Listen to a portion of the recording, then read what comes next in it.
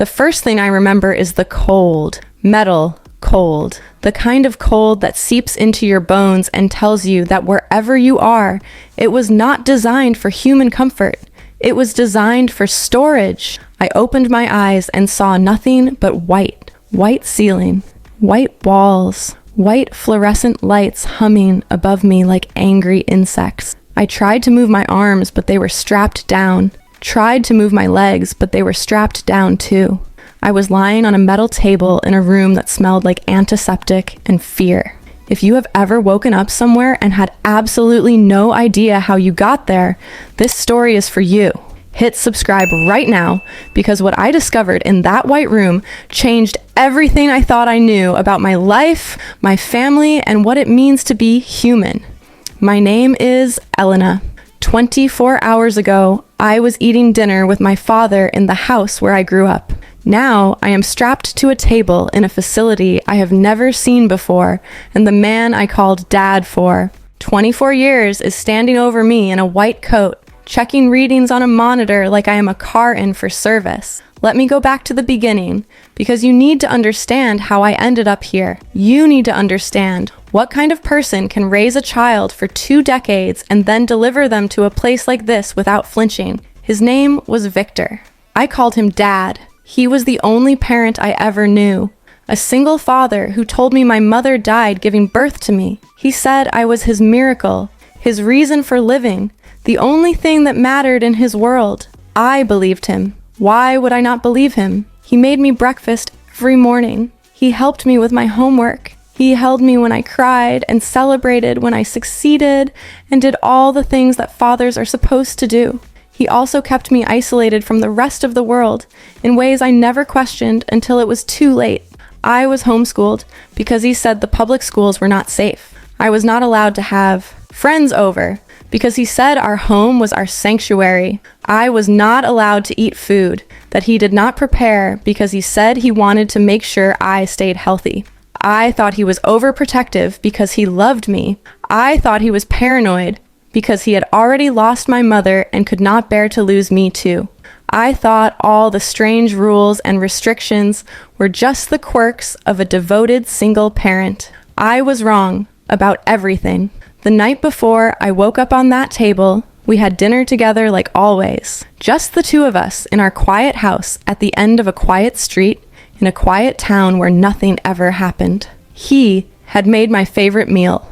Roast chicken with herbs from the garden, mashed potatoes with real butter, a salad with vegetables he grew himself, everything organic, everything measured, everything exactly the way he always made it. I remember thinking how lucky I was. 24 years old, just starting my career, and I still got to come home to home-cooked meals and a father who cared about every detail of my well-being. We talked about my job. I had just been hired as an actuary at an insurance firm, my first real position after years of studying. He said he was proud of me, said he had a special surprise planned to celebrate. He brought out a bottle of wine, said it was from a vineyard in France, something he had been saving for a special occasion. He poured 2 glasses and handed one to me. I remember the taste, slightly bitter, not quite right. I mentioned it, and he laughed and said expensive wine was an acquired taste. I remember feeling tired, more tired than I should have been after just 1 glass. I remember my vision blurring, remember the room starting to spin. I remember looking at my father and seeing something in his eyes I had never seen before.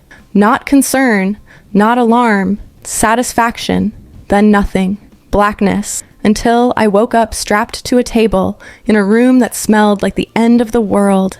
Victor was standing beside the table when my eyes finally focused. He was wearing a white lab coat now, not the comfortable sweater he had on at dinner. His expression was clinical, detached, like he was looking at a piece of equipment instead of his daughter. "You are finally awake." His voice was flat, professional. Nothing like the warm tone I had heard my entire life. "Good. We were starting to worry the sedative dose was too high. Your vitals are strong, though.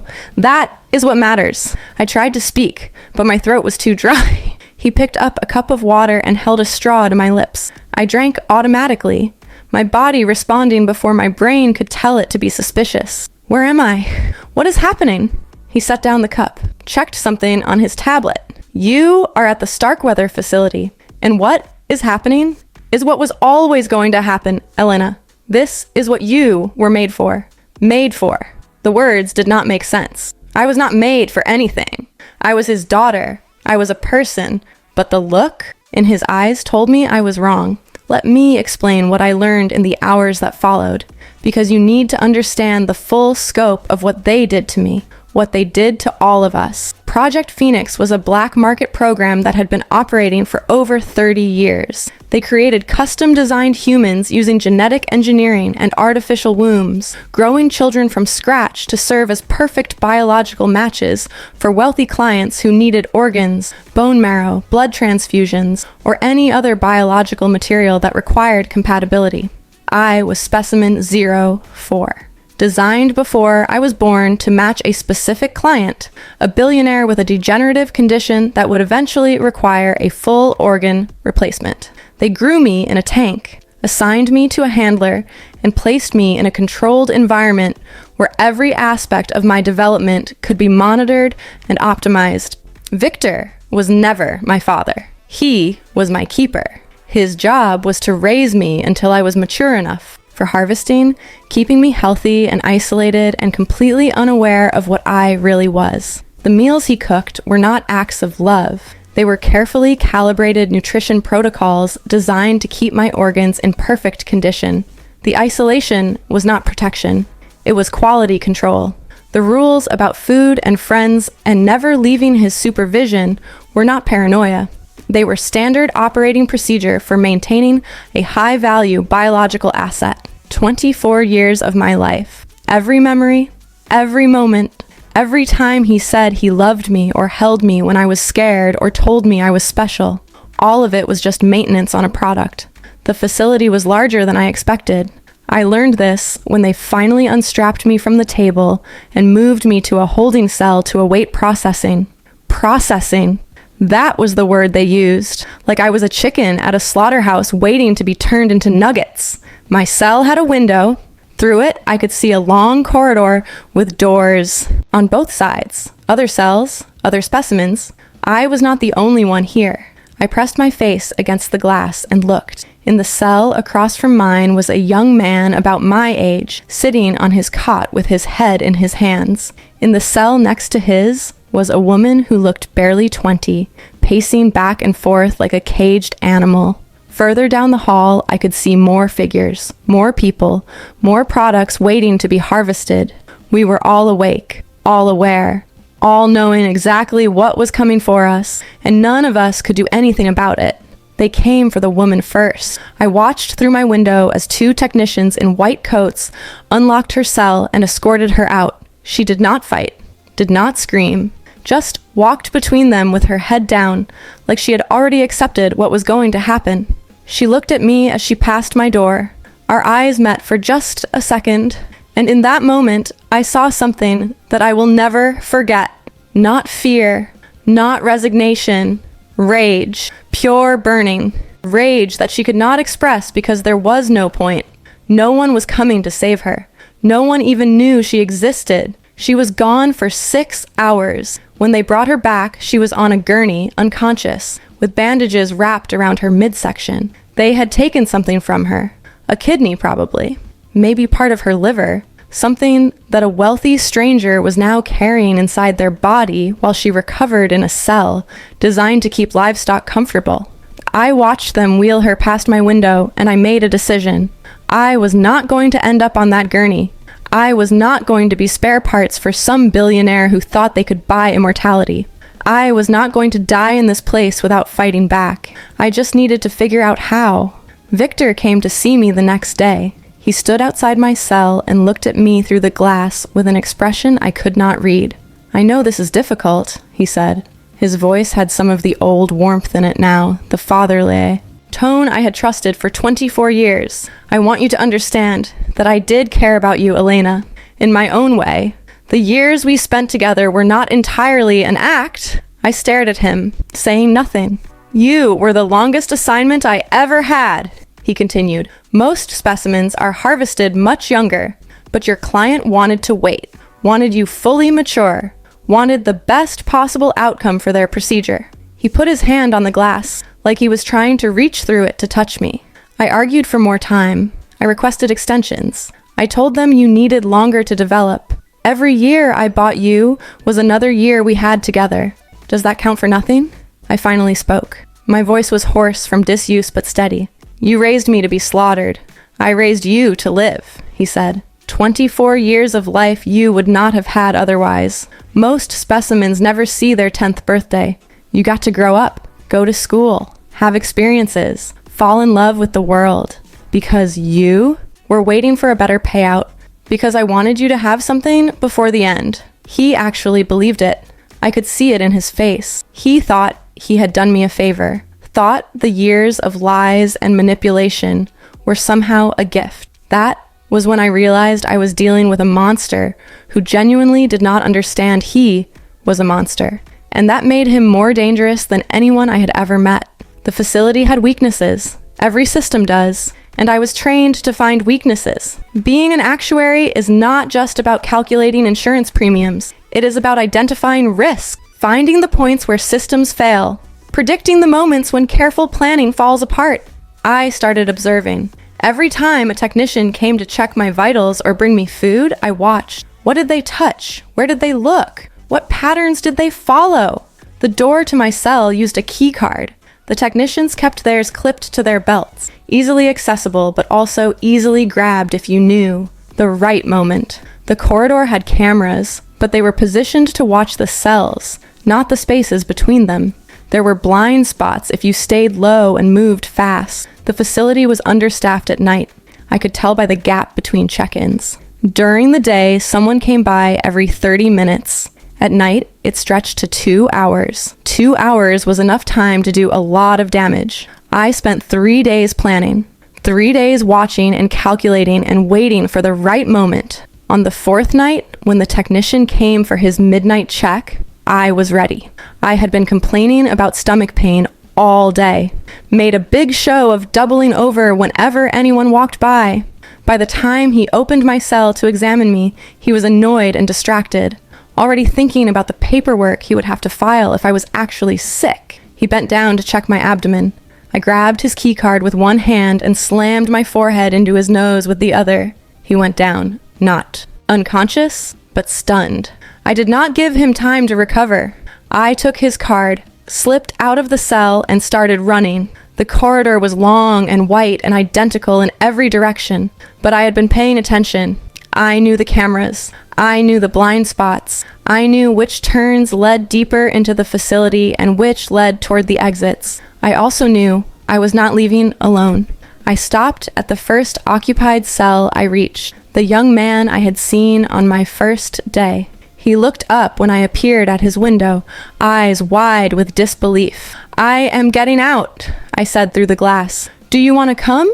He was on his feet before I finished the sentence. I swiped the keycard. His door clicked open. His name was Marcus. I found out later that he was specimen 17, designed for a client who needed bone marrow. He had been at the facility for 2 weeks, watching other specimens get taken away and brought back in pieces. We kept moving, opening cells, gathering people. Each one who joined us made the group harder to hide, but also harder to stop. By the time the alarms finally started blaring, we were 12 strong, and we were not stopping for anything. The facility was designed to keep people in, not to repel a group assault from inside. The technicians we encountered were scientists, not soldiers. They ran when they saw us coming, more concerned with saving themselves than stopping our escape. We found the server room on the 2nd floor. I did not plan to stop there, did not plan to do anything except get out and disappear. But Marcus grabbed my arm. "The files," he said. "All their records, all their clients, everything they have done. It is all in there." I looked at the door, looked at the group behind me, looked at the blinking alarm lights painting everything red. "We could destroy them," Marcus said. "Not just escape, actually destroy them. Make sure they can never do this to anyone else." It was a risk. Every second we spent in that building was another second for security to mobilize. another chance for something to go wrong. But I thought about the woman I had seen wheeled past my cell, thought about the rage in her eyes, thought about all the specimens who had come before us and all the ones who would come after if we did not stop this now. 2 minutes, I said. We have 2 minutes. I am an actuary. I work with data. I know how information systems are structured and where they keep the things they do not want people to find. The Starkweather servers were exactly where I expected them to be, and they were exactly as poorly protected as I hoped. Why would they invest in cybersecurity? No one was supposed to ever reach this room. I downloaded everything. Client lists, financial records, handler assignments, specimen files going back decades. Evidence of over 200 people created in labs and harvested for parts. Then I uploaded it all to every whistleblower site, every news organization, every government agency I could think of. Set it to release automatically in 6 hours unless I manually stopped it. Insurance. If they caught me, the truth would still come out. If I got away, I could control the narrative. Marcus was watching the door. The others were clustered behind him, scared but determined. Done, I said. Let us go. The exit was through the basement, a service corridor that the staff used for deliveries. We moved fast and quiet, ducking into doorways whenever we heard footsteps, using the facility's own layout against it. We were 50 feet from freedom when Victor stepped out of the shadows. He was not wearing his lab coat anymore. He was wearing the same sweater he had on the night he drugged me. The same gentle expression, the same warmth in his eyes that I had trusted for 24 years. Elena, his voice was soft, sad. Do not do this. You do not understand what you are destroying. I understand exactly what I am destroying. This program has saved thousands of lives, real lives, people who would have died without the organs we provided. Is that not worth something? Not when the organs come from people who never agreed to give them. He shook his head. You were never going to agree, Elena. None of you were. That is why we could not ask. The others were frozen behind me, waiting to see what I would do, waiting to see if 24 years of conditioning would kick in and make me hesitate. I did not hesitate. I walked past him, shoulder to shoulder, close enough to see the hurt in his eyes. You were never my father. You were just a farmer, and I am done being your crop.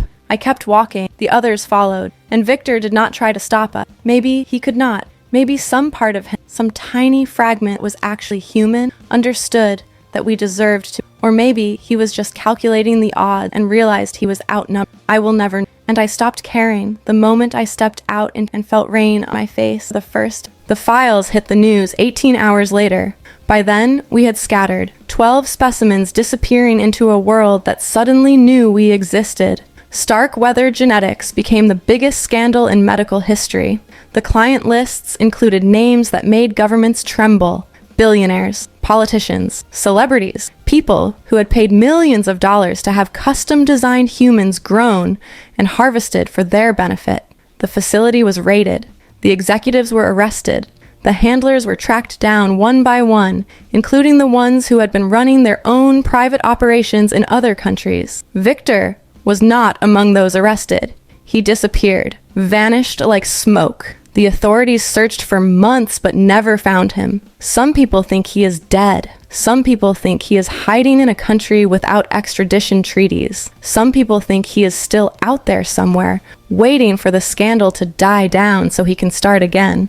I do not know what happened to him. I do not want to know. Some questions are better left unanswered. The 12 of us stayed in touch. Not all the time, not in person, but enough. We are the only people in the world who understand what it feels like to be designed for someone else's purpose. The only people who know what it means to escape a fate that was written into our DNA before we were born. Marcus lives in Oregon now.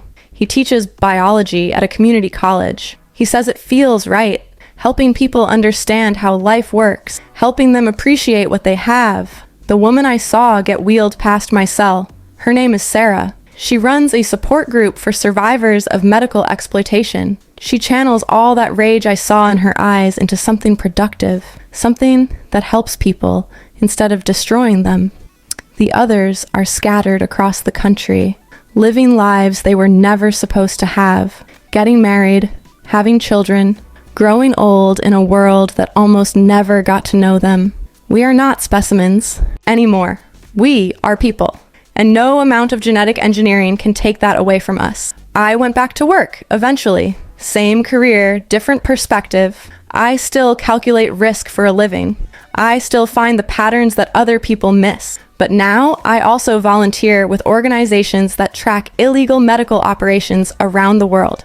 There are more programs like Phoenix out there, more facilities, more specimens waiting in cells for a harvest that will end their lives. I cannot save all of them. The numbers are too big and the money is too powerful and the world is too willing to look away when wealthy people need organs.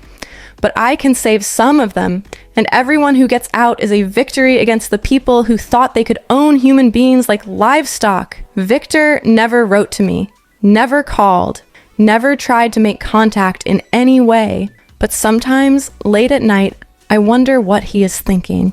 I wonder if he regrets what he did or if he still believes he gave me a gift. I wonder if he misses the daughter he raised or if he just misses the product he lost. I wonder if he ever loved me at all. I used to think the answer mattered. Used to think I needed to understand his perspective to make peace with what happened. I do not think that anymore. Some people are simply broken in ways that cannot be fixed. Some love is simply poison dressed up in pretty packaging. And trying to understand a monster just gives the monster power it does not deserve. Victor is gone. The program is destroyed. And I am still here, living a life he never expected me to have. That is the only closure I need. I cooked dinner for myself last week. Not because I had to, not because someone was monitoring my nutrition, just because I wanted to. I made roast chicken with herbs, mashed potatoes with real butter, a salad with vegetables from a store where I chose every single ingredient myself. It was the same meal Victor used to make me, the same flavors, the same presentation, but it tasted completely different. Because this time I made it for myself. This time every bite was my choice. This time there was no hidden agenda, no long-term plan, no special ingredients designed to optimize my cellular structure for someone else's benefit. Just food. Just nourishment, just the simple pleasure of eating something I wanted to eat. That is what freedom tastes like, and I will never take it for granted again. So here's what I need you to understand, and I need you to really hear this because it might save your life someday. You are not anyone's property. You do not owe your body to the people who raised you just because they raised you.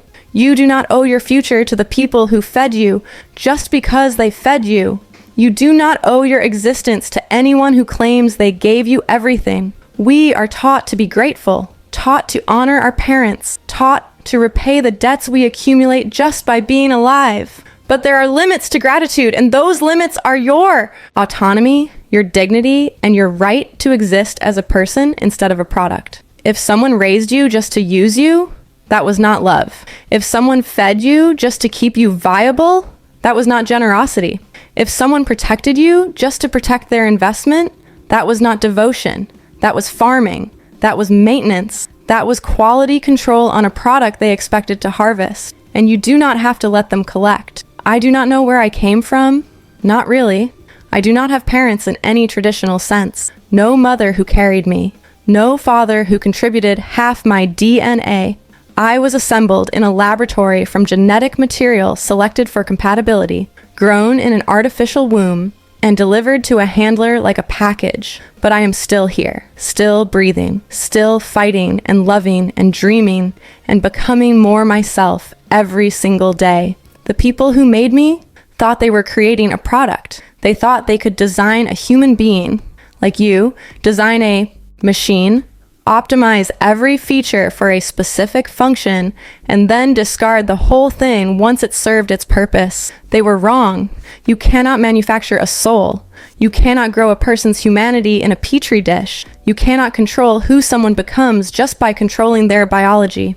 I was made in a laboratory, but I was born the moment I decided to fight back, and no one gets to take that away from me. If you have ever felt like someone was trying to own you, Like their love came with conditions you never agreed to.